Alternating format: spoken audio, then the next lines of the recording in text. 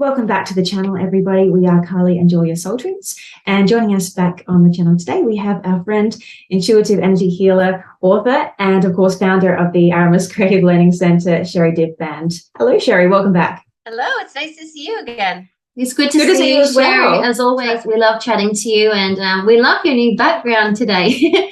And we know that elephants are very dear and near to your heart as well. So we love that as a little extra touch today. Yeah. I just had this feeling recently, like I needed my spirit animal with me more often. And I just, sometimes I just look at the elephant behind me or next to me or in the image, and I don't know, it brings me peace and calm. Yeah, it's absolutely. Very cute. Yeah, we've been discussing spirit animals a lot lately, and we have had actual classes on that as well. So very important, and they do make you feel calm. So Sherri, how is it quickly in Florida? How's everything been going? Just to let everyone know, if they don't know, that you have actually moved to Florida recently. Yeah, it's been, it's for the most part, it's been well. We're pretty acclimated and we're adjusting, but we did get a round of illness. So, we've all been a little bit sick the last few weeks, but we're getting through it. And I made a joke the other day. This is how silly I am, and I made my kids laugh, actually. I was in the car and one of them was sick, showing signs of sickness for the first one. I think it was Skylar. And I looked at him and I was like, do people in Florida still get sick? Like, as a joke, because it's so sunny and warm all the time. You feel like it's summertime all year round. And, typically you don't get sick that much in the summer. It's more winter. And they looked at me and they're like, Mom. And I was like, just kidding, but seriously, I'm like, well, we have so much vitamin D and so much sun time. Like, how are you sick? But it still happens, right? That's the thing, isn't it? It's the sun is so important just in general. We haven't had any here. We had half an hour yesterday or so.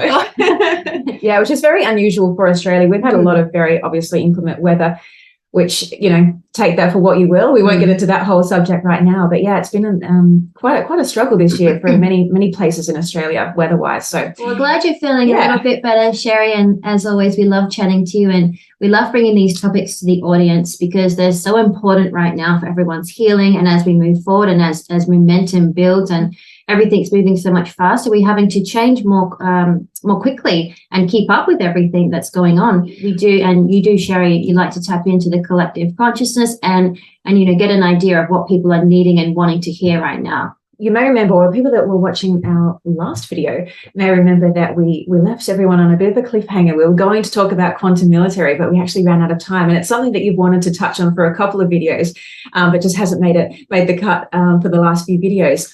Because the agenda changes just based on what comes to us in the moment. But you did want to start, and we will touch on that definitely before we finish this video, we promise. But we're going to start today, Sherri, with the concept of knowledge being a currency. Did you want to expand on this concept a little more for us? Yeah, I think it's a really important pivot right now, and something we should focus on as a collective. And the reason for it is, we've spoken previously, and not just me, many people, about how consciousness and energy is the currency of the universe, right? And I think here on Earth, in this third dimensional reality that we have been placed in, and many have been stuck in for thousands of years, knowledge is something that has been stolen from us, has been taken from us. And I believe that it's coming back around. And it's funny because my 10-year-old son, Skylar, was the one that actually brought it to my attention and made me think about it. And then next thing you know, Spirit has a funny way of working. And then all of these clients started coming to me, and I was getting messages about knowledge after that. And so when my family and I like to play a funny game, we play silly games all the time, but my husband likes to ask the kids, and when they have their friends over, we play this game. If you could have one superpower, what would you have? So we all went around the room, and I was like, I said, oh, I'd love to fly, just make fun of it, and it changes all the time. Next time I'm like, oh, I'd want to be invisible. And Skylar was like last to go out of like six people, because there were a couple kids over. And we're like, so Skylar, what superpower would you want? And he's like, I would like the gift of knowledge. And I was like, wow, that's, can you explain a little bit? He's like, yeah. If you know, knowledge is power, and if you know everything, it unlocks everything for you in the universe. And I was like, wow, that's such a profound and deep thing to say. I wasn't expecting it. So fast forward many weeks later and sessions that I've done, and now it's been maybe 6 weeks since then. And I realized, wow, he was actually onto something, because what I'm discovering in my sessions and a lot of the messages that I'm getting from my clients' higher self and their guides is that we have been, because we have been lied to for such a long period of time. We don't know what's real. Everything that we've taught is a lie. There's a lot of illusion, and knowledge is the new currency. And I think it's evident right now, because everybody is in search of finding the truth. And I think this is everybody could agree with me right now. And it's a good thing, but it's also it can also be a catalyst for war, internal war and competition among truthers and just people who are trying to say that they are the ones that know, that have the truth. What's our history? Everyone wants to know. Tell me about the Anunnaki. Tell me about this. I don't want to use too many keywords, but the idea is that people have a thirst for our history, because we know that the true history is not written in any books, and the true history lies within the wisdom of each one of us, because we have the information of our past, present, and future within our consciousness, within the Akashic records. And they knew that we have the innate ability as our birthright, as being as being light beings, that we have that stored knowledge, and it's stored within all of us. It's in our subconscious. And so if we are in a higher consciousness, we are able to access our subconscious, because it is the database for all of our lifetimes and all the knowledge. And we can even access the Akashic records when we are in a higher density and a higher awareness, a higher consciousness, which stores the knowledge of the universe, of all the planets and all the lives. And so right now, I think that many of us are on a quest to find out the knowledge of the universe, because that truly is the currency, and they don't want us to know. Because if we knew the truths amongst our history, then their narrative would unravel and they would lose their power. And so right now, I believe that knowledge is the currency, and we're navigating through the lies and discovering the truths. And that's a scary thing for those that have been in power, right? Because they don't want us to discover the truth. And I think that that's where we are in our 4D transition period. Our evolution, our awakening, our transition, whatever you want to call it, is about discovering the knowledge for each one of us, what our truth is, because not all of us are going to agree on the history. So that's why there's so many people out there with their own interpretation of what it is that they've channeled, because nobody living right now in this moment has all the memories. It's because we're in a human body. So you're either channeling your higher self, you're accessing the Akashic records, or you are channeling through other beings. And this is a really difficult time to do that, because there's so much deceit, and it's really difficult for us to discern. So everyone's on their own quest for individual knowledge and our own history as individuals, as the soul of Sherri, the soul of Carly, and the soul of Julia, and everyone watching. But then the collective knowledge of what's been happening for the past thousands and thousands of years. Does that make sense?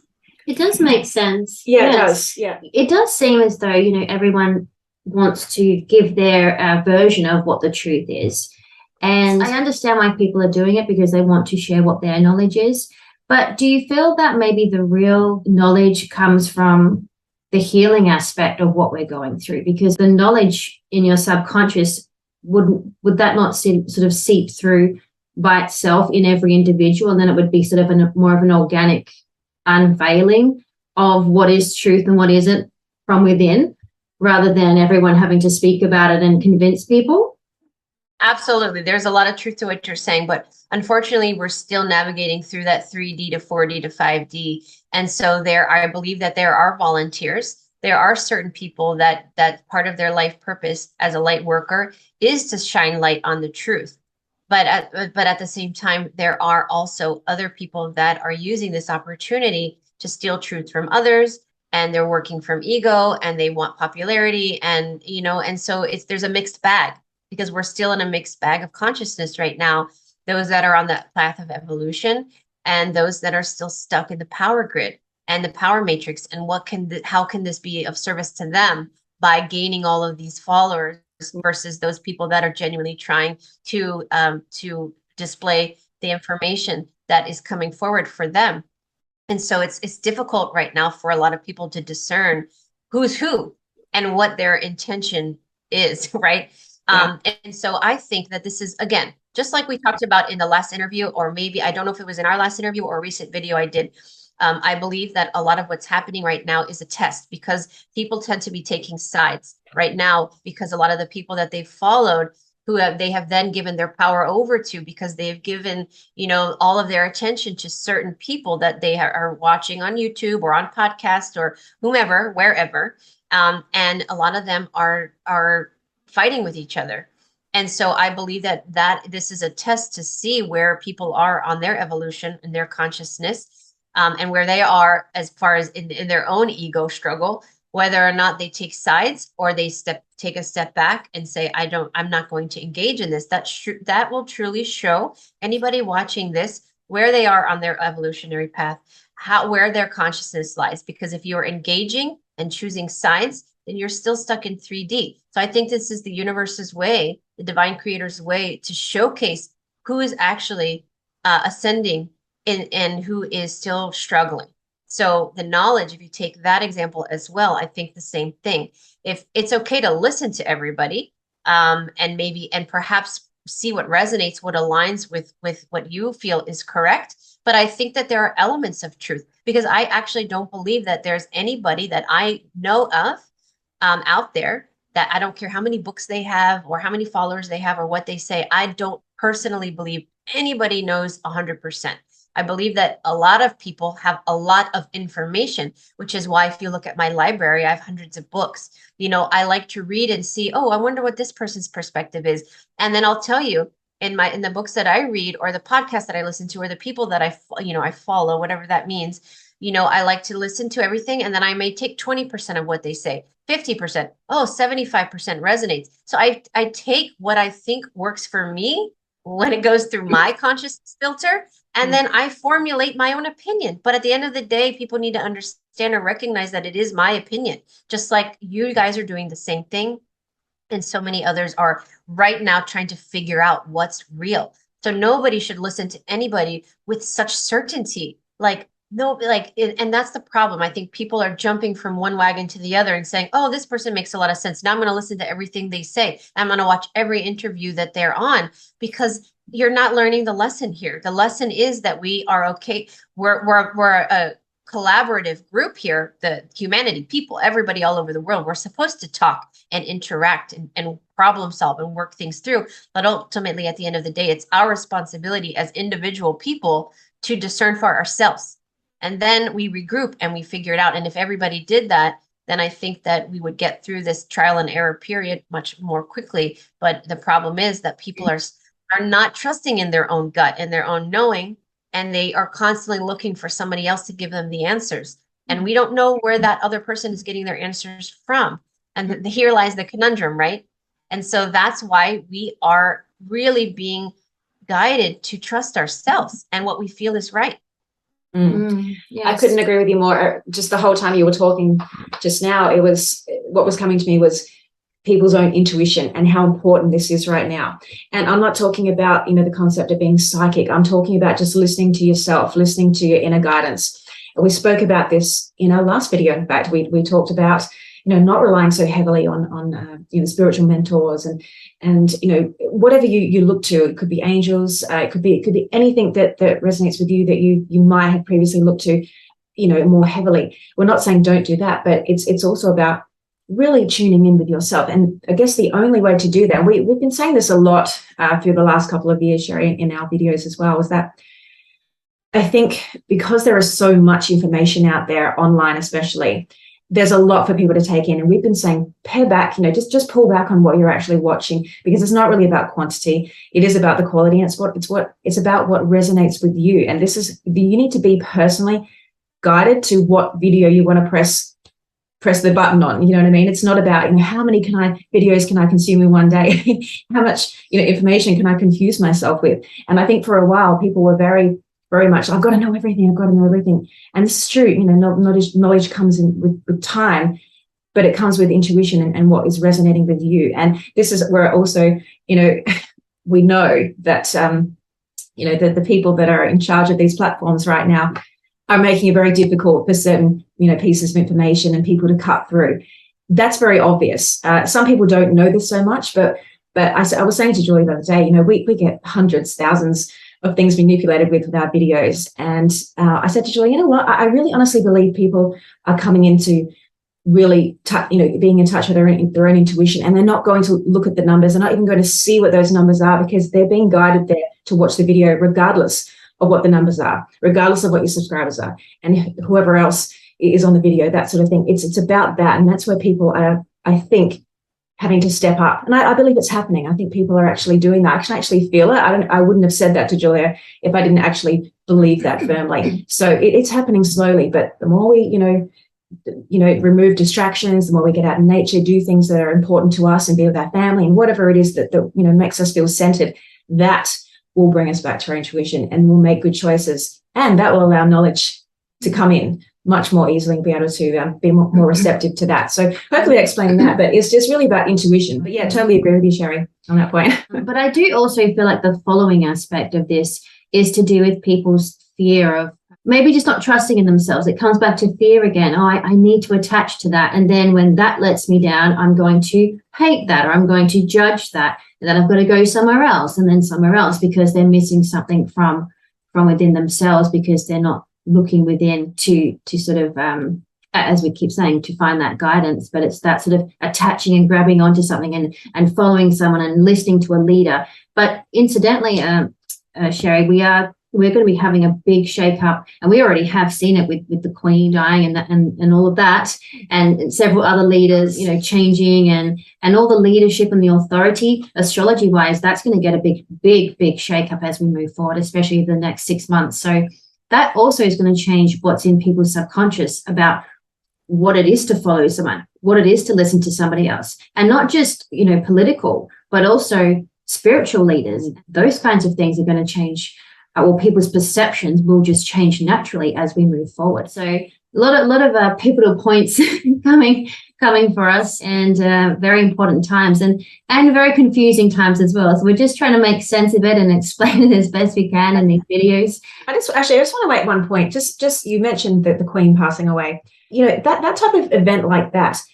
That's really the collective conscious really was hijacked, obviously, during this past couple of weeks, because so much attention was given to that. Now, we didn't watch any of that on the media, but you still hear it from people. Maybe a neighbor walks past and says something, and one of our neighbors said that yesterday. They were like, oh, I'm looking forward to watching the funeral last night. And it's just, you realize how much power it is out there that they're controlling us with, because they're using these events to do that. And imagine how many sad people there were, across the world in these last couple of weeks. And I think we felt up and down just because of that collective conscious. We try not to tap into that, but there are moments where you feel like that. And I just wanted to touch on that. Sherri, is there anything you want to speak about in regards to that, and just reminding people how they can tap out of that and hold their own center when these big things are happening and it's all around them all the time? Yeah, that's a really good point. And I've had a lot of sessions recently where people are telling me how they're feeling anger or fear or anxiety, and come to find out as we dive deeper that it's not their fear, it's not their anxiety, it's not their sadness, because they're like, I think I'm doing just fine, and what the collective is in fear, or like the example you just gave, in mourning, and it's all over social media, it's all over the news, it's everywhere, everybody's talking about it. And the empaths, and not even just the traditional empaths, people who are, as you wake up and as we shift in consciousness, we are going to become more empathic, because we're going to be more sensitive to the energies, and people are starting to feel things they haven't felt before and tap into energies that they've never noticed before. So, one technique that I teach my clients to when they're experiencing this, especially something on a mass scale where everyone, well, not everyone, but there are a number of people mourning, but at the same time, think about it. There are a lot of people angry. There are a lot of people who are celebrating. There's a lot of mixed emotions going on right now as a result of this exact moment in history, right? So depending on what you're tapping into, you are absorbing.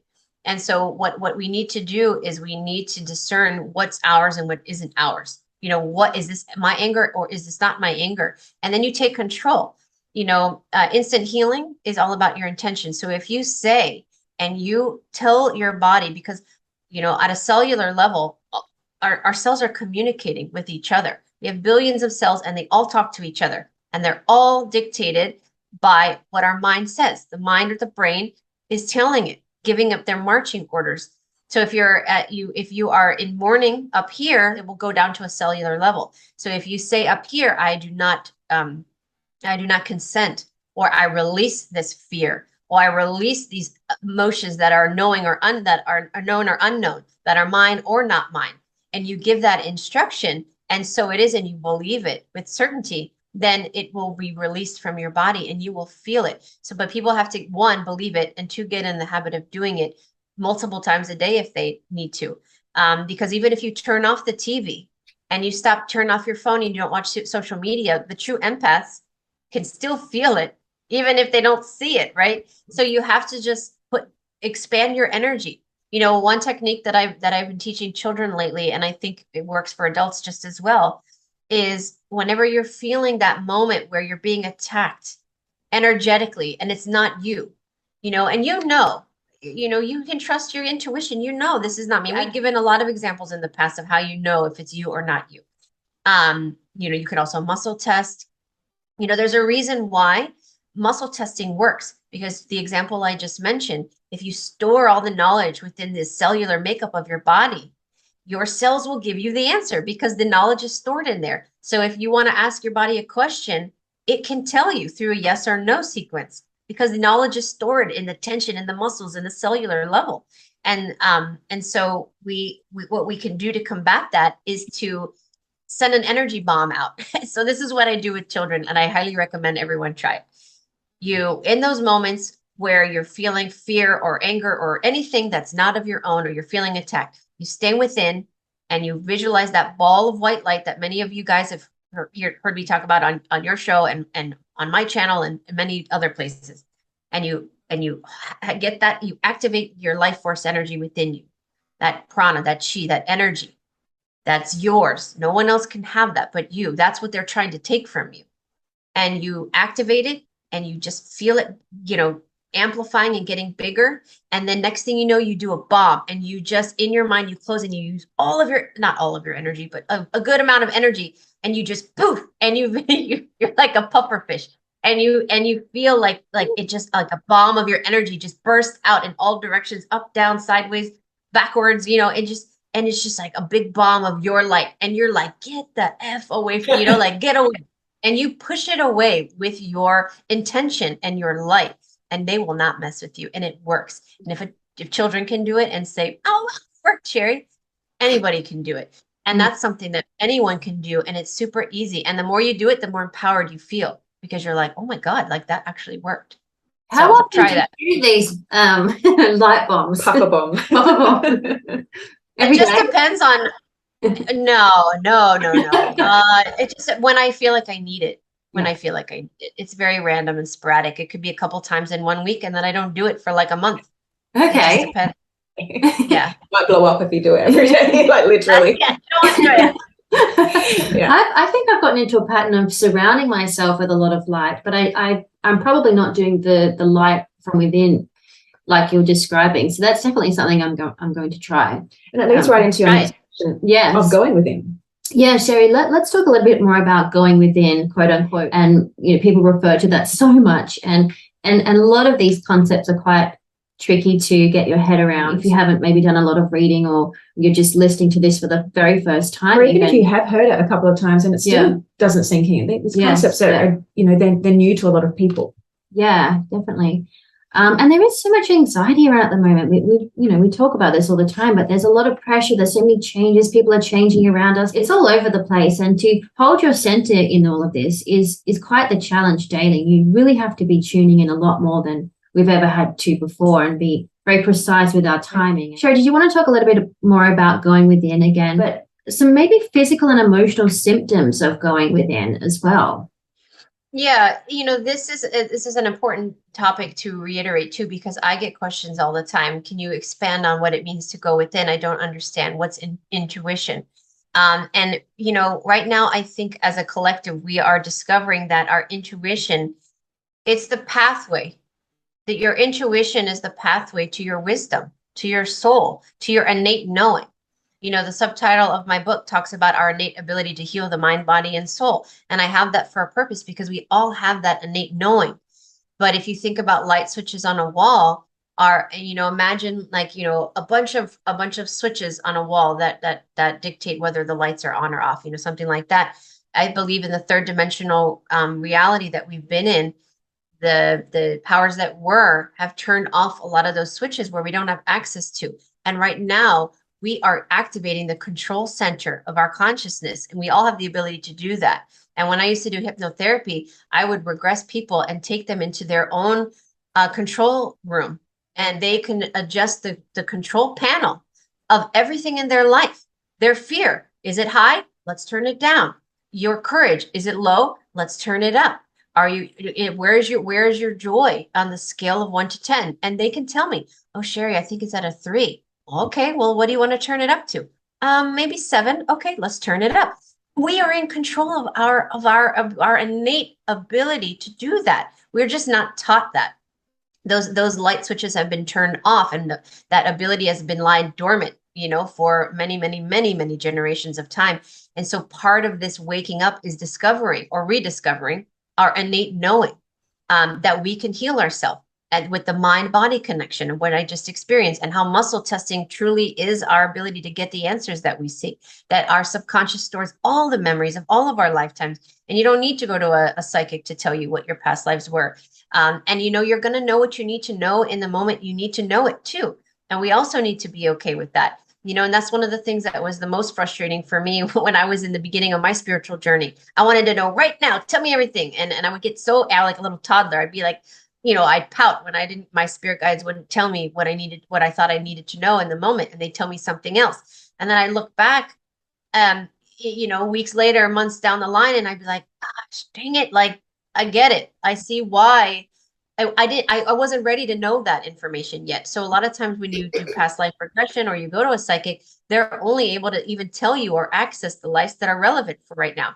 Who cares what you did in a random life that has no relevance right now? You're being guided to remember, or those lives are being revealed to you that have information that is necessary right now for your growth, for you to understand why you are the way you are, why you act the way you act, why you have these unresolved fears, or irrational fears rather, for certain things. And so going within is really important, discovering that pathway. We are, as a collective, as part of our evolution or our transformation, is to rediscover our innate ability to connect to our subconscious, because all the memories are stored in the subconscious. So we cannot access the subconscious in a awake state without being regressed through hypnosis or through dreams or through meditation, unless we are in a higher consciousness. Does that make sense?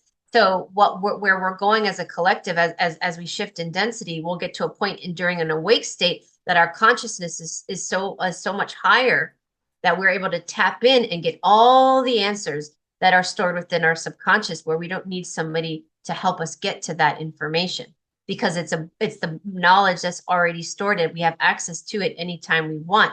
So going within simply means that you are trusting your gut, you are connecting to your intuition, your higher self, the wisdom that you hold within you, that are lifetimes of information that you're accessing. And so there are ways that we know when we are accessing our intuition, and we know when we need to follow it. But a lot of times that we don't, and we realize later, gosh, I wish I would have listened to myself. So some of the physical symptoms that you might feel when you are on the money, so to speak, or you're on the right path, or whatever the word I'm trying to think of, is that you will have, heart palpitations, but in a good way, like heart flutters, that crush you had when you were like, really young on that boy or girl, and you had the little heart flutters, you're like, ooh, or like butterflies in your stomach, but the good ones, not the ones that are fear-based, but the ones that are like just little butterflies in your tummy. You know, your heart rate will elevate a little bit. Maybe you get goosebumps, but the good goose, like the truth bumps. You know, our body has a way of giving us signs, subtle signs that, hey, man, you're on the right track. Keep going. And then the feelings and emotions that come with that will also validate that. You have sudden clarity, sudden motivation, excitement, joy. You just know, you're like, yeah, man, I'm on the right, I'm getting the right information and I'm getting validation. Then there's synchronicities that the universe will even provide for you.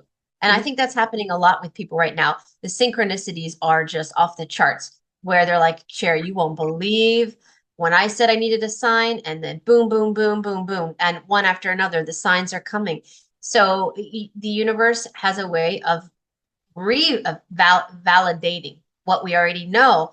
And because we have been programmed not to trust ourselves through various means over the last, you know, thousands and thousands of years, because of programming, we don't trust that. We don't trust our gut. So then we second guess, then we do the opposite, and then we slap ourselves because we're like, darn it, I knew. And then the people don't learn. And they do it again and again and again. And then they never trust themselves because they're like, my trust meter is off. You know, I don't know what's truth and what's not.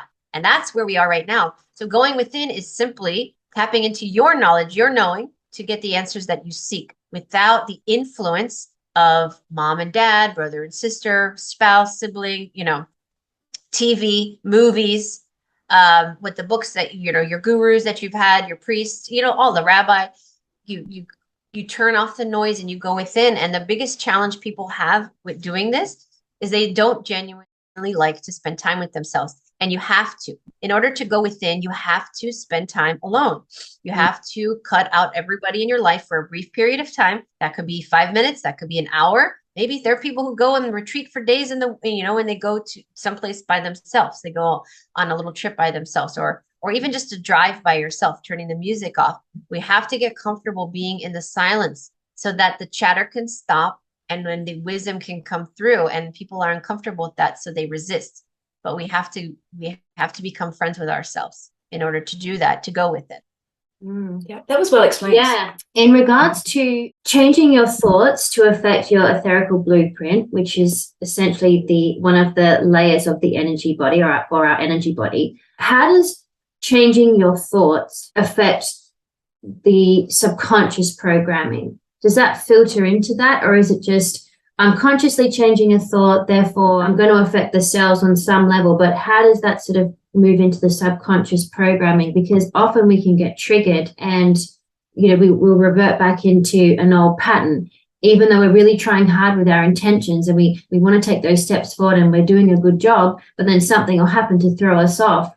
You know, does that just mean we need a lot more silence in our lives, and we need to really, like you said, tune out? And I love that point you made about tuning out of people's opinions as well, because they've got their own programming they're putting onto you. So yeah, how do we prevent, or, you know, limit or heal, I suppose, the triggers that take us backwards? Yeah, I mean, it's very multidimensional. And as we are discovering through our evolution and this great shift that is occurring, we are recognizing that we are multidimensional beings. So if we don't, let's take the multidimensional being aspect out of this, and people, let's say they don't believe anything I say, and they believe that we are just a human being in this one life, and the brain dictates blah, blah, blah, you know, all of that, and there is nothing else, then the programming stops with the mind.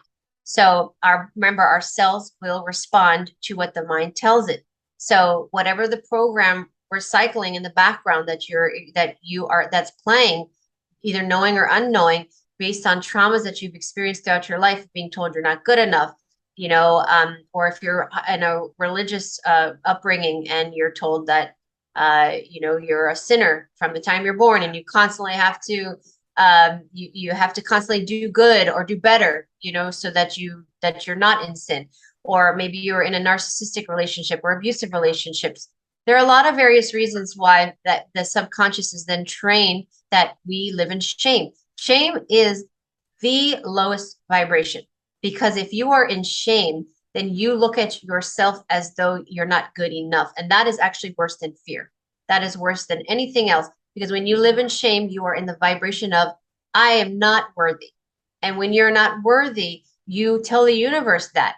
we send out a signal, I'm not worthy. So then I'm going to attract all the men or women, depending on your sex, in your life that are going to remind you of that, and the experiences that you have in your life, and not even romantic, not even just romantic, friendships, bosses, anything. And you're just going to attract the vibration of unworthiness. You say the universe is going to say, oh, that's what you think. All right, well, that's what you're going to get. So if you think about it in the most simplistic way, that is the template that you are designing because of your mind, and that's what you're attracting. Now, when you take that to another level and you expand out to our light body, where the etherical blueprint is stored, or where you access it rather, that is a whole nother level where your soul is designing what it is that you are attracting, the blueprint of your essence, of your being. And so that's where we are right now. We need to step outside of this body and go around and veto to the spirit element and say, I no longer wish to engage in this cycle of programming. And you have a conversation with your soul, and then the soul is now in charge, and the soul represents the etherical blueprint, and you can shift the design. And on a very subtle human level, that means that you have to redesign with repetition your whole being, your whole life, which is hard. It's work. It's not hard, but it's work. You have to be consistent. So it's a consistent repetition of thoughts. I am worthy. Those I am statements are powerful. I am worthy. I am good enough. I am loved. And you look at yourself in the mirror and you say these things, and then you say, I no longer consent to negative karma. I no longer consent to narcissistic relationships. I no longer consent to any experiences or any relationships in my life that no longer serve my highest good. And so it is. And we have to keep saying it. And we may be on cruise control and be like, yeah, man, this is really working for me. I've shifted my thoughts, and I've noticed that patterns that have existed previously are changing, and new people are walking into my life, and you notice a difference, and you're eating well, and you're connecting with nature, and you are thinking, you're bringing in the passions into your life of things that you like to do, and spending more time on that and less on the matrix of work, mm-hmm. and more joy. It's a collection of all of those things that are going to circulate within you and reprogram outwards into that spiritual template. And then it's going to vibrate back in, and then the body will respond and start to change. But we do have moments where we would relapse, or, that's a good word to describe it, where something happens and something is triggered. And then you have that day where, you're like, oh, F it, I give up. Right. And then you feel like you've lost all that that progress rather. But we just have to be kind with ourselves and recognize that we are humans, and we do have triggers, and sometimes we do take one or two steps back after we've taken many forward. It's an ebb and flow. And that's the human part of us that is navigating through challenges. And then we just dust ourselves off and say, it's okay. Even though I regressed, I deeply and completely love myself, and I'm going to keep moving forward. And so it is. And then you keep going, and you continuously forgive yourself for the setbacks.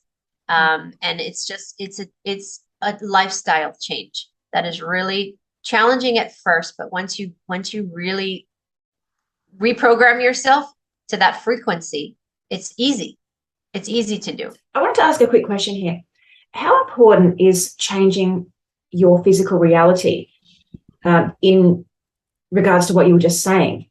Because I know, I'll give a few examples here. So, for example, you might be in a job that you're not able to progress. You feel really unworthy. You don't feel like you're getting paid enough for all the work that you're doing or the hours you're putting in. Maybe it's you come from, a very small, non-progressive town somewhere in the world, and everyone is thinking very backwards, and they're all sort of caught up in a certain sort of mindset, and you find it very hard to get out of that.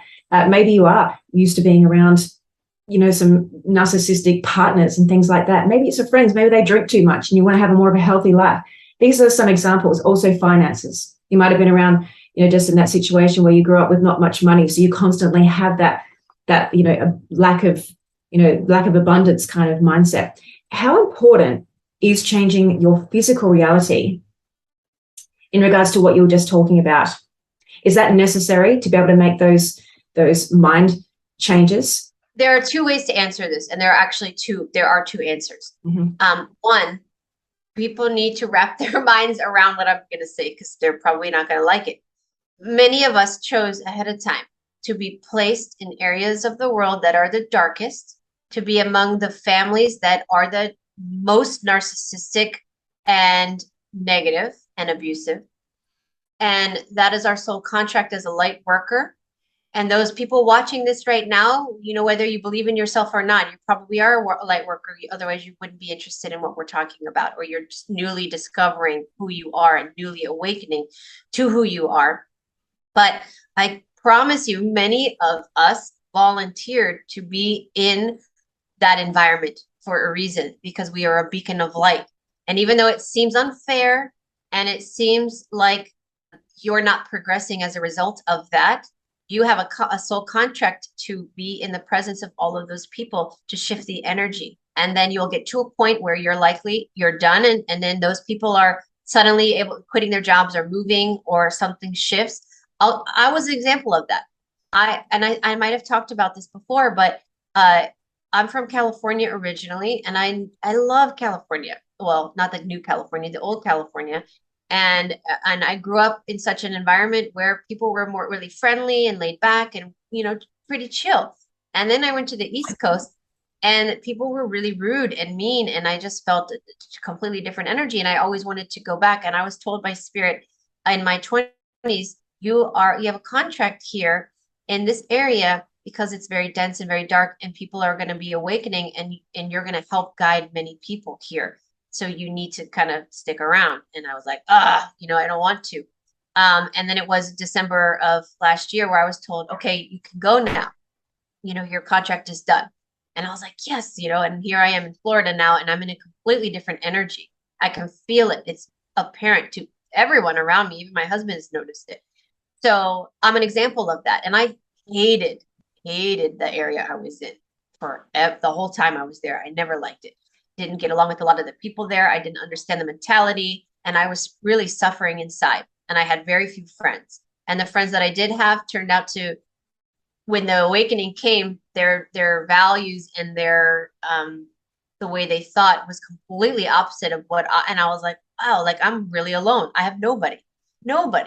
And so I'm an example of that. And some people are in a more extreme example of that, and I don't want to devalue their true traumas of being in abusive relationships and alcohol, and being amongst family members that are alcoholics, or, you know, in a much severe case, or in extreme poverty. But the reality is, many of us as light workers, that's why we came to shift the energy in pockets of the world where the environments are not really truly cohesive to spiritual awakening, right? So that's part of it. And that is shifting and changing for a lot of people. Now, the other aspect of it is people are working through their karma, and they have to make a decision whether or not they're worthy enough. And if they can move, or they can shift their environment, then they are.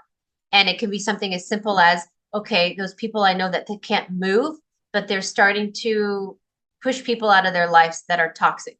So now they're getting rid of all the friends that are alcoholics. So they're not around that drinking anymore, for instance, or they're getting around leaving, or they're not hanging out with as many people that are negative, constantly drama ridden, you know, negative people that are talking bad about everybody and in the drama, you know. So people are slowly pushing people out of their lives. So that's number one. That's I'm not saying it's easy, but that's something that you can do that doesn't cost any money. If you're in a toxic work environment, that makes it a little bit more challenging. And some people, again, they might be there because they're there to disperse the energy and shift the environment. And you're there for a certain period of time, and you'll know when you're done, because it's like one day you wake up and something changes and you're gone. And that happens a lot with my clients. They're like, you know, I just woke up one week and I was like, I'm quitting. And I just felt like I'd be okay. But like a week prior, they wouldn't have even thought of like that would be okay. So a lot of things are changing right now. And because we're at this 11th hour, like I like to call it, of the ascension timeline, where it's very evident, and people are discovering that I think I actually did volunteer to be in this situation. It makes sense to me that that's me. Or those are other people that are breaking patterns of previous lives of betrayal and manipulation. And they brought themselves in this life for the purpose of breaking free of that energy and getting their power back. So there are two very different ways to look at it, both equally challenging, but they are very similar at the same time. Does that make sense? Yeah, no, it does. Yeah, thank you for that. Yeah, it does. Thanks, Sherri. That's something that we've talked about a lot, isn't it, over our whole time? We wondered why we were placed here in the part of Australia that we live in. Many times we've gone, why it doesn't seem like we fit in. And so how important, I wanted to know how important it is to change that physical reality. But like you said, it's about a certain moment. You will know a certain moment when you need to change things in that physical sense. Yeah. What was it that happened to you in the knowing that you were done with that part of America where you were before? Did something sort of just trigger off in you and you're like, I've done my work here? Did you have like a premonition that you were going to move at a certain time? Were you sort of always leading up to that? And I think also, like you were also talking about with the impatience around, how come I don't know this? How come I don't know this right now? I need to know it now. Yeah. And you put this pressure on yourself. So it's almost like, I don't know if this happens for everyone, but I've had this a lot in my life where you sort of know you have to go through a certain amount, and then one day it's like you're gone from there, or it's completely changed. But it's the pain, I suppose, of going through all of that. How do we go through those parts that we know are going to end? But sometimes they're very, very time consuming, and you've got to put up with a lot. What are the tips that you use for yourself to get through that patch of time? Well, good question. Well, to answer your first question, there were a lot of circumstances, but it was Aramis Learning Center that was the catalyst for this move and my knowing. And the reason I mentioned that is because I never in a million years, Florida was never on my list. No offense to Florida, but it was never on my list of places I wanted to live. If anything, San Diego was where I wanted to go. California, that was my home. But because of where it's at San Diego wasn't my home, Los Angeles. But because of the energy of LA right now, I was like, no, I'll just stay where I am. And I wasn't really thinking about moving. So when Aramis Creative Learning Center reached to a point where, okay, it's time to start looking at opening a physical center, I actually, and you guys know this, I was looking in Maryland where I was. I actually found a place and I wanted it. And I was like, I want it, this is perfect and we can make it work. And I was trying to get this one location. And I'm not going to go into all the reasons, but a bunch of things happened where, nope, I was getting no. And I was like, why is nothing working out for me here? Why is there so much resistance? Why? I had all these questions because I was getting doors shut in my face. No, nothing was working out.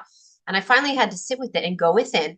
And I said, okay, let me just stop for a second. Stop spinning my brain and let me just focus and figure out what's going on. And I got the message, it's not meant to be here.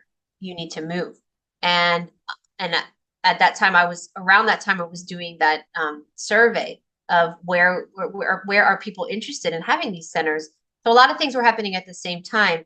And I realized I had an epiphany one morning on a run where I was like, I'm meant to move to Florida. That's where we're supposed to have the center. And then everything shifted and things started moving forward. And so it was all about timing. I had to be ready, but I had to have a knowing of what I was ready for. So it's all about divine timing. We're not going to have that itch to do something or to even ask about it if the timing is off. And if the timing is not ready, it's not right, then you're not going to get the answer. You're not going to get an answer. You're not going to get a knowing. Mm-hmm. And so I was ready to move in December of last year. And of course, it took 6-7 months to find a place. And during that period of knowing that I could leave and having to stay was actually very, very uncomfortable for me because I kept coming up with all the compounding reasons why I didn't like it where I was. And it was a miserable last few months for me because I was not living in the present. I was living in, I can't wait to go there. I can't wait for this. I can't wait for that. And I struggled a little bit because I was really unhappy, truly unhappy, because I was like, I want to go right now. But in hindsight, again, now I look back and I say everything was about timing, and I had to stay there for that period of time for a lot of reasons, and to come here in the exact right time, and everything is falling into place. So sometimes, even if you know it's coming, it may not end up being in the timing you would like, but it all has a purpose. So navigating through those periods, I had to surrender. And I said at one point, I know I'm not meant to leave right now. I understand that. I really want to leave, I'm unhappy here, but I surrendered and I made the best of it. And my mindset shifted. I stopped acting like a child and I grew up a little bit, and I was like, I'm gonna just close out the energy of what it is that I need to do to close this chapter, because it wasn't just about me. It was about, hey, there are other people in the world, not just you, Sherri. This has nothing to do with you. Maybe your 3 children need to close out relationships. Maybe your husband has, he grew up there. His parents, he was leaving his parents, all his whole network of friends.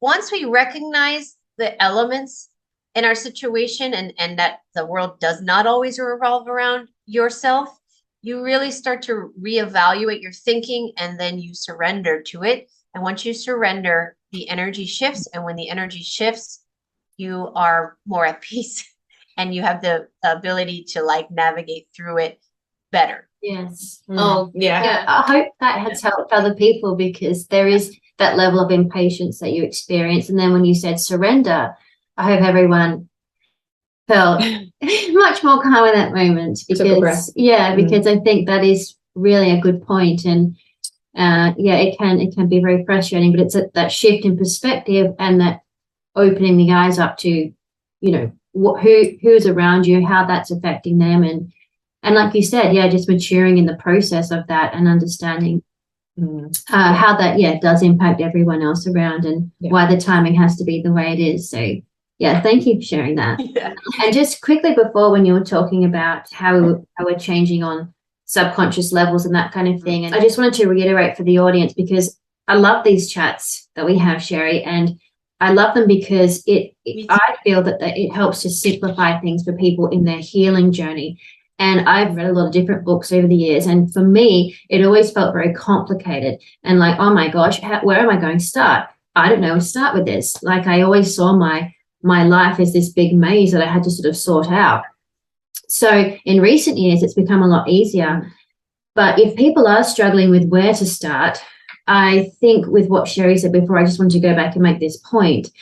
Maybe just go back into how you're feeling, throughout the day. Just tap into that. And if it's that, like you said, maybe we don't need to go into exactly what every little thing that, that's triggering you, or every little thing that's happened in your past, or we don't need to identify necessarily what all those things are. It's just maybe group it into a feeling of, oh, I feel shame a lot of the time, or I feel this a lot of the time. Group it into one feeling and then start from there, rather than having to identify everything that's wrong with you. And then, you'll be able to start the process a lot easier, and maybe be easier on yourself in doing so. Would you agree with that?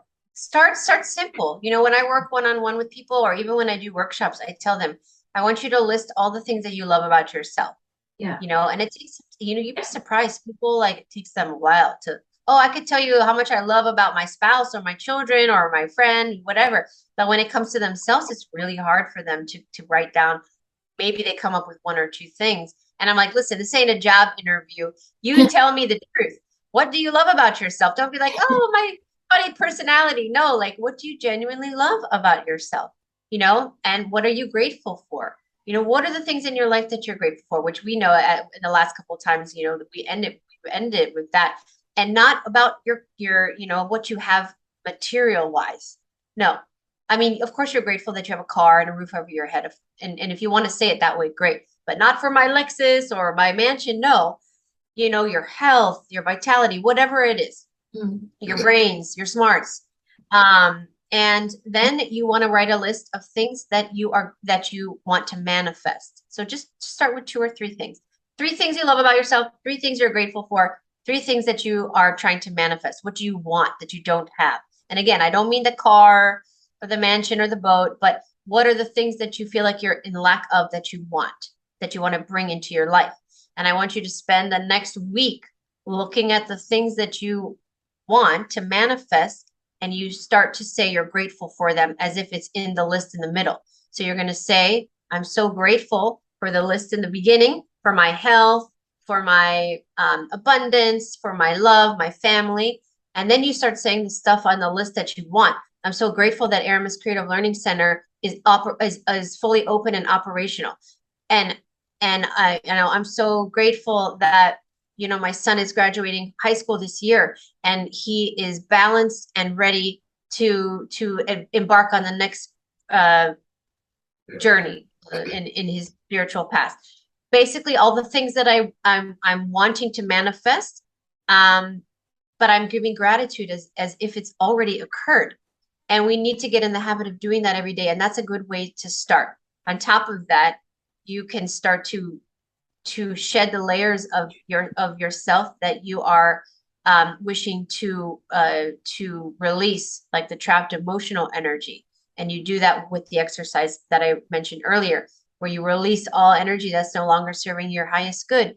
And so it is, and you let it go, and you look at yourself and fill yourself with gratitude. So it's a process, but I think if you start simply like that, everything else will follow. Yeah, keeping it simple. I think there's so many times we, you know, over the years, you have your mantras or your prayers or your list of what you want to manifest, and it gets so long, and then you get so tired, you know, maybe at the end of the day, and you're like, oh, I can't remember.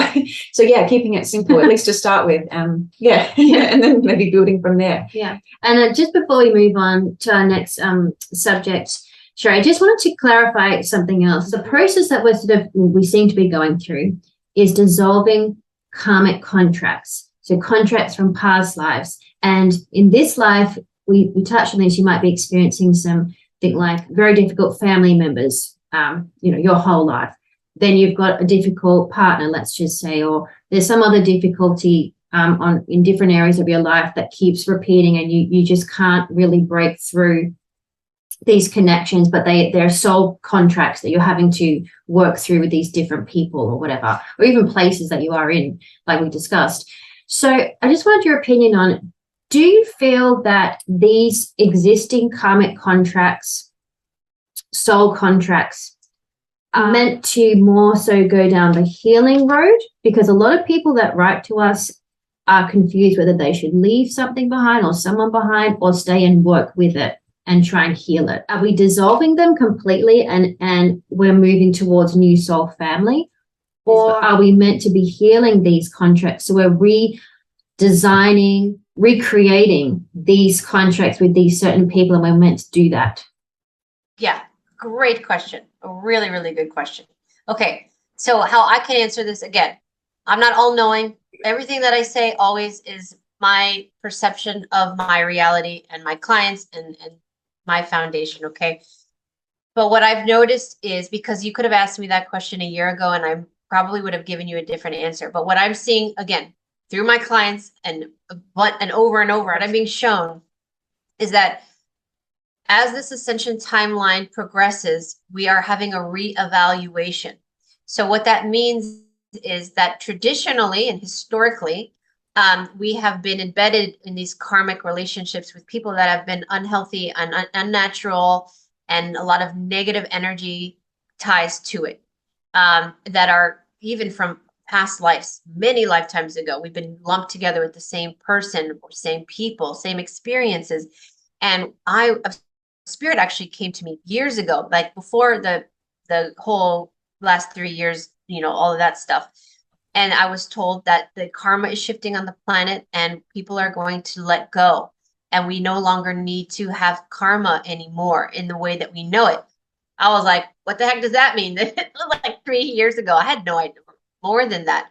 But now I'm starting to see through my sessions, I truly understand that what they're showing me is that we are, I always like to say, Control Alt Delete. Anything that I ever do where I'm like, oh, I don't like what I just did, I think in my mind, Control Alt Delete.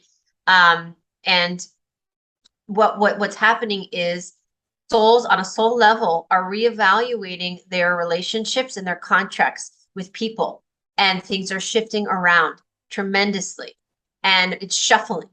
And now can't tell you how many clients where they have a spouse or a mother, father, or sibling relationship or best friend where I'm like, man, you guys came in together to work this out.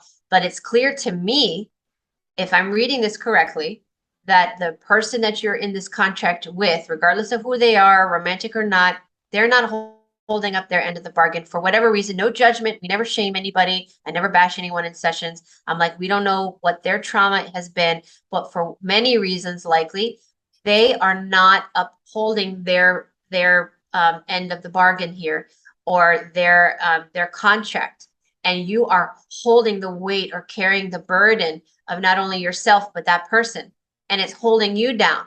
Now your soul is reevaluating whether or not you want to continue. So you're at a point where you can decide, are you ready to walk away? And if not, you need to reevaluate and create boundaries in your relationship and say, I will no longer carry you. I will no longer take responsibility for you. It is not my burden.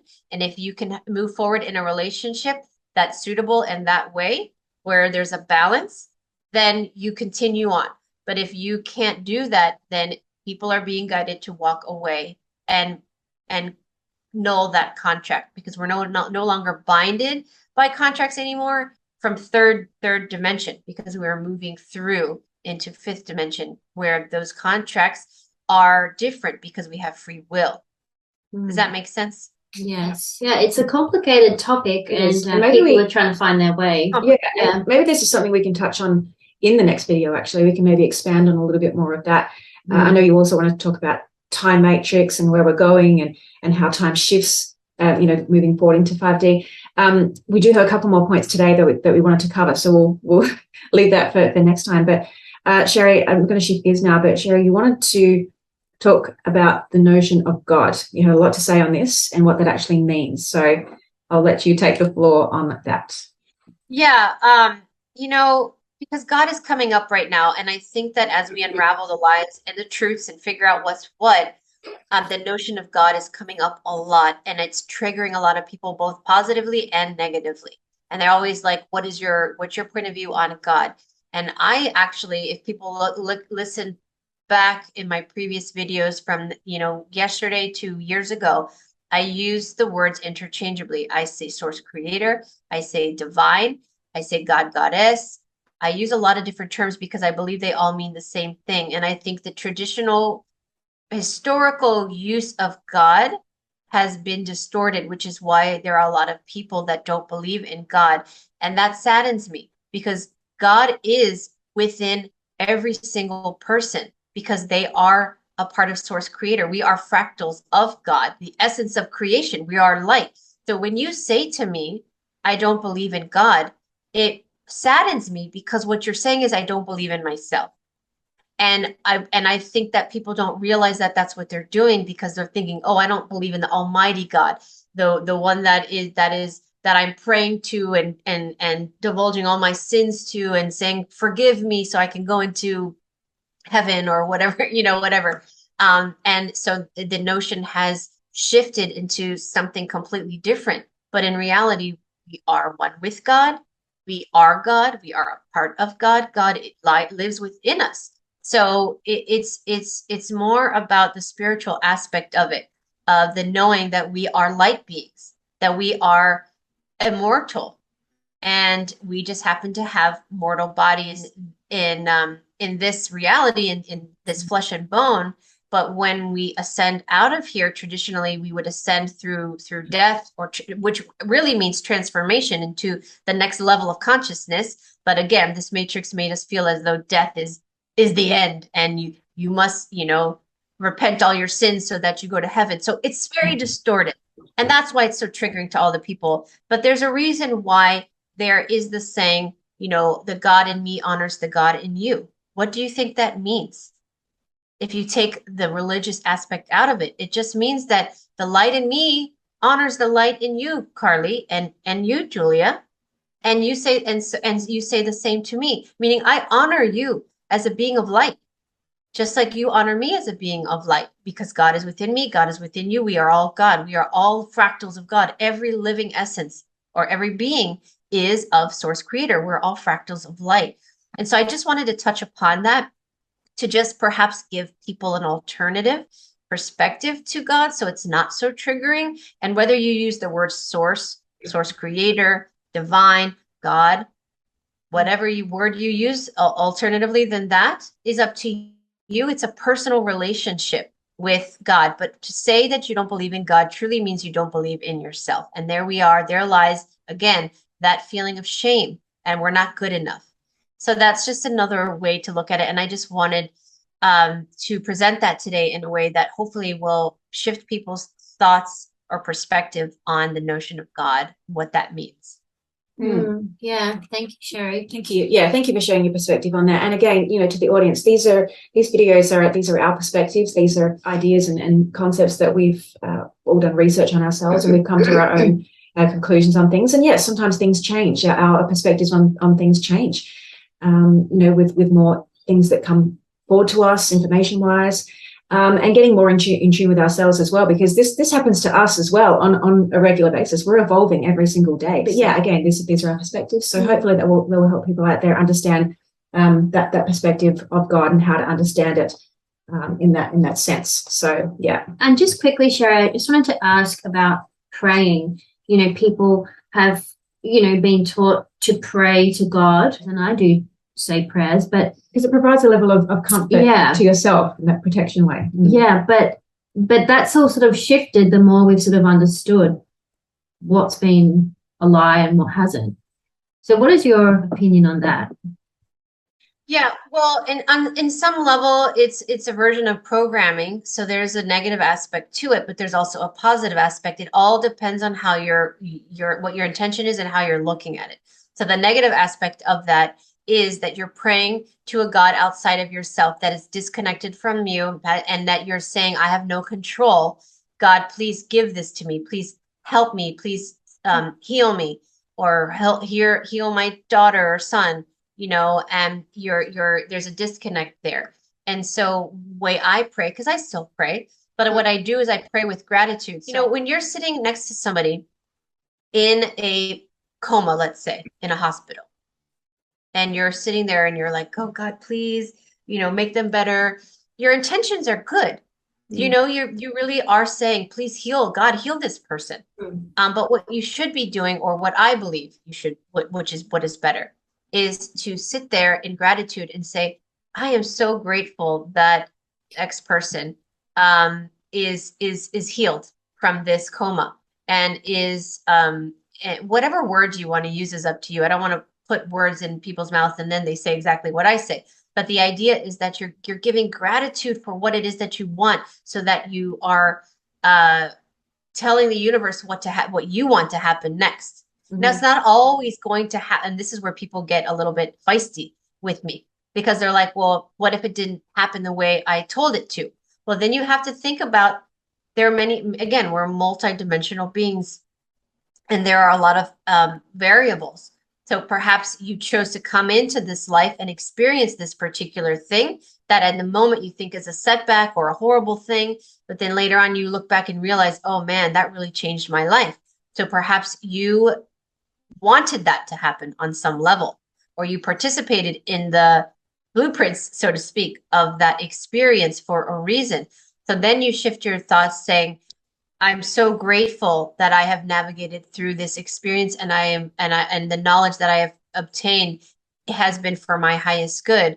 And you switch. It's all about switching or shifting your thoughts, your words, your actions. It makes a huge difference. So when you're praying, you just shift the words around. So you're not praying outside of yourself. You're telling the universe what you want, and you always say, for my highest good. So that means that if it's not exactly what you're thinking in consciously in that moment, in that vibration, what you want, because oftentimes people pray in desperation. So if you're in a low vibration, you're already in a vibration that's low, and then you're desperate, and then you're praying, it's a false signal that you're giving out. So instead, you shift the perspective to one of gratitude. It will immediately bring you out, and you say, this is what I'm grateful for, or something better, or whatever blank is in alignment with my highest good. That way, if it's not exactly how you said it, you're telling the universe, I am calling upon the energy of whatever is in my highest good. And it may not be exactly how you designed it, but it is in your highest good.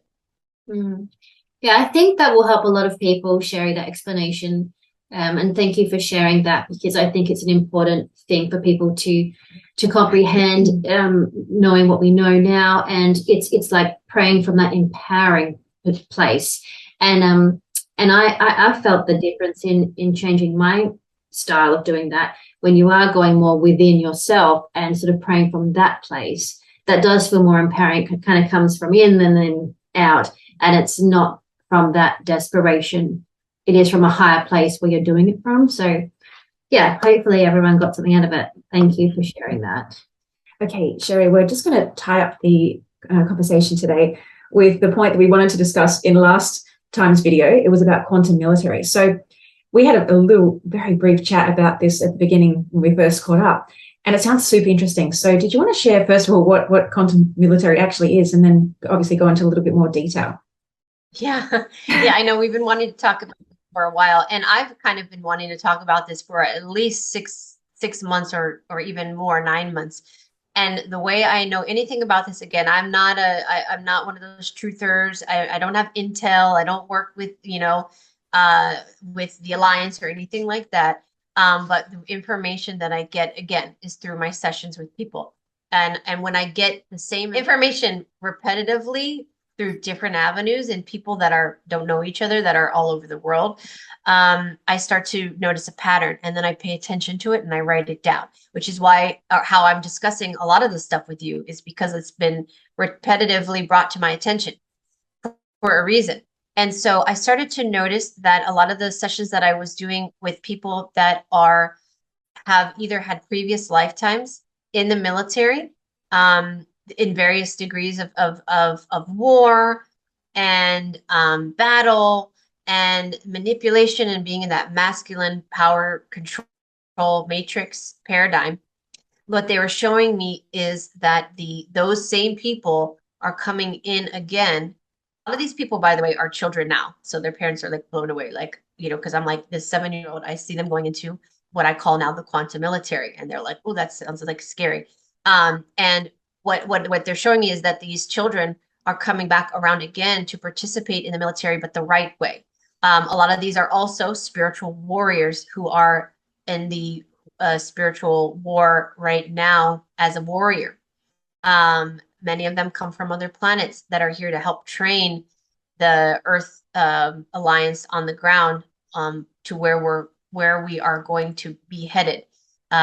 So the military structure as it is now, just like the medical industry, the education, all the paradigms are crumbling, and the political structure, all of that. So it's all going to be rebuilt. And I focused a lot of attention on education and the medical part, because those are my areas of interest. I don't talk politics, but the military was really interesting to me, because what they were showing me is traditionally we know how it's been. And what they were showing me, the changes that I've seen, again, because of this particular person I'm working on, will show me what it is that they're going to be doing later in that structure. And it was blowing my mind. So the way they're showing it to me is that we will be under and again, this word is going to be triggering to people. So it's not how I say it is not what you're thinking, but it's a one world military where we have no borders. We have regions, but we won't have borders like we do now. And so we won't be split up. We won't have those passports. We're not split up by our demographics anymore. And so the military will no longer be the United States Army or, the military in Canada or Australia. It will be a Earth military, right? But the quantum level of it showcases the aspect of the multidimensional interstellar component of where we're headed into, because the Earth matrix, the negative matrix, I have been shown the grid has been taken down, the dark grid. And now there is a light grid being formed. So there's an aspect of the quantum military where people will be monitoring and ensuring the integrity of that matrix, the new Earth light grid. So it's much more interstellar. So people are protecting Earth as a whole in their regions of what it is that they're doing. Then there are time travel elements. There are certain portals and programs where the military will facilitate interstellar travel. So there will be some that are in the regions of the military that are in those programs to make sure that it's safe, because everything in the quantum military education, financial system, all of the quantum elements of where we're going is all energy based. So you cannot fake it. You cannot lie. You cannot hack it. So those that are in the quantum military are frequency based, and they honor the frequency elements and the satellites and the connections between other galaxies, space travel, and then of course on the ground components where they monitor and make sure that there is peace amongst the people that are following the general guidelines to keep peace down on the ground. But it's so multidimensional and there's so many facets to it, but everybody's working together as one team. And whether they're on the ground, whether they are in interstellar, or maybe perhaps a little bit of both, there's a lot more elements to this, and there's a lot more we can get into. But I just thought it would be a cool shift in subject content to speak about what it is that I've seen so far. And so some of the people that I know that have gone into the military right now that I would have thought 5 years ago, oh gosh, I be worried about them because, the historic military, there have been a lot of good elements to it, but there's a lot of corruptive elements to it. And so I didn't want that for those people's child. And now I see, oh my gosh, it makes sense to me.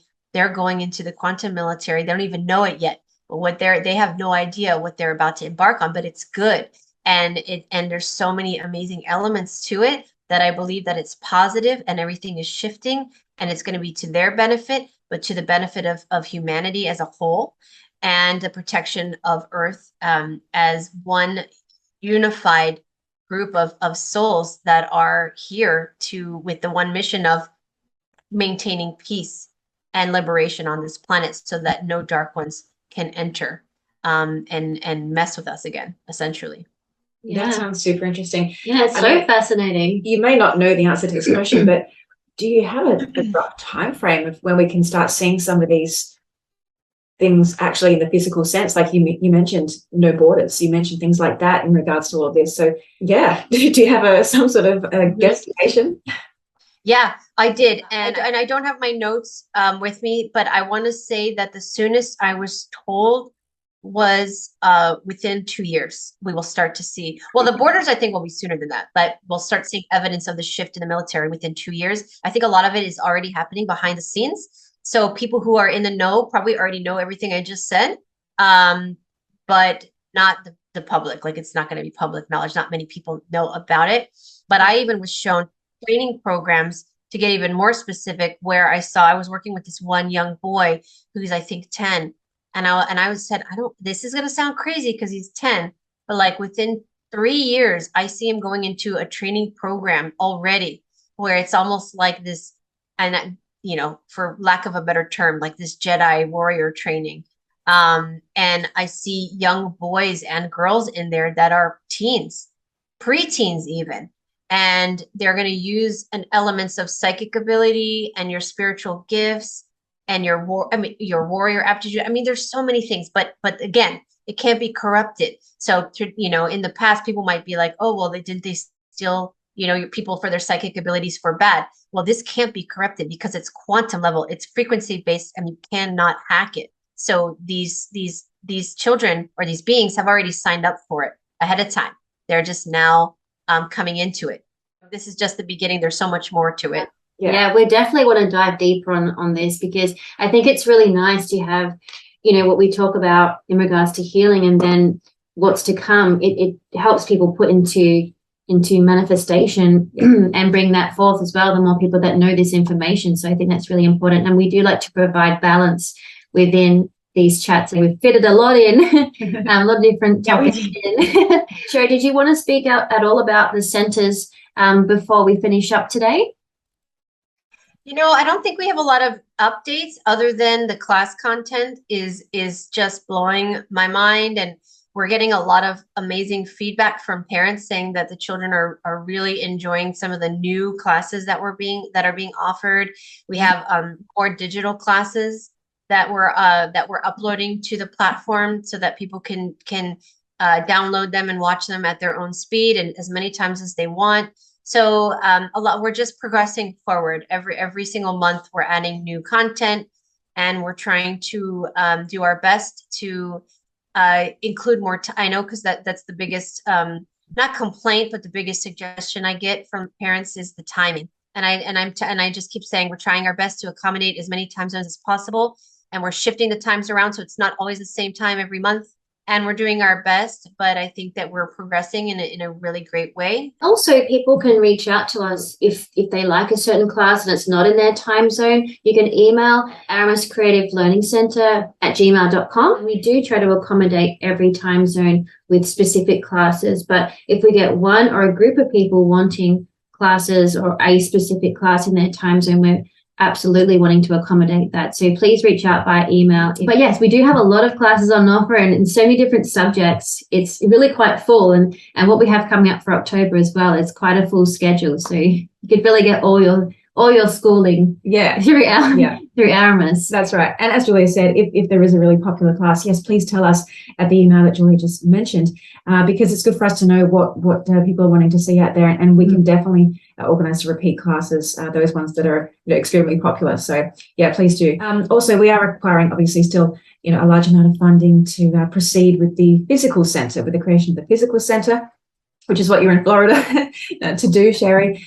So anyone who would like to make a donation now, however large or small, all donations are greatly appreciated. But you can head over to the aramiscollective.com to make a donation there if you feel called to do so. We'll definitely leave all the links below this video to Sherri's channel, to our channel, the learning centers, to all the classes, and then also a donation page link as well. Yeah, thank you again, Sherri. And of course, we look forward to catching up very, very soon. You're welcome. Thanks for having me. And thanks to all of you watching, and thanks for your continued support. And until next time, we'll say what we're grateful for. I'm grateful that everyone in the house is feeling better, and and the temperature's cooling down, so we're not dying of heat anymore. And so that's what I'm grateful for today. What about you guys? I think we're grateful that we're feeling better as well, because we've had a couple of rough weeks. We're grateful for all of the fabulous teachers and students that we have that are participating with the Aramis Creative Learning Center classes and being involved with that as well. And so I'll let you do the next one. Yeah, and I think grateful for all the connections we've developed and also strengthening existing connections too. So it's really important to give thanks, I think, to the people around you and honor the relationships in your life and really give time to them, because sometimes you can get so busy that it's easy to ignore the people that are important to you. And I think we need to prioritize and show how much we care and say that to people, actually say it. Yeah, exactly. Yeah. All right. Thanks a lot, Sherri, and we'll talk soon. Thanks, Sherri. Bye-bye. Bye.